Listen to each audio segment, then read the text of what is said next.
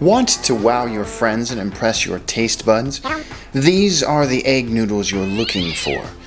The ingredients and preparation are simple, but the result is mind-blowing. Amazing! Make a little volcano with flour and drop your eggs in. I'm using a scraper to keep my hands from getting glued together with egg flour cement. Assemble the mess into something resembling a dough ball. Now, commence the kneading! Just like our tortillas, kneading is folding and smashing dough onto itself. Fold and smash. After about 5 minutes, your arms should be aching and the dough should be smooth and elastic. It's done. Cover that lump of therapy and let it rest for 30 minutes. Get some water, stretch, whatever you need to do to recover. Need. Get it? Nope. Whatever. When it's rested, cut the dough ball in half and whip out your noodle maker. These little beauties aren't all that expensive. You don't have to throw big cheddar at something that'll just collect dust for most of the year. Save that for something you really want. Also, now is a good time to salt some water and set that off to boil.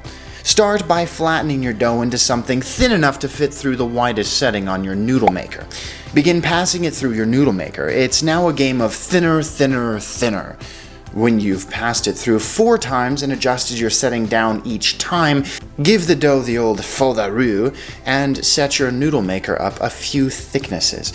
Now start thinning them out again. It'll be done when you can start to see your hand through them, like a zo. Now all we have to do is cut them. Use your thickest cutting setting. You know, the one that looks like it's for fettuccine? Because it is. Flour those noodles as they come out. Those cut edges are stickier than conversation topics at a family reunion. 2 to 3 minutes in the hot tub and they'll float and double in size. Now they're ready for some cold water. Shocking keeps those noodles from continuing to cook and leaves them springy and perfect. And you're done. Yay! Look at you, noodle master.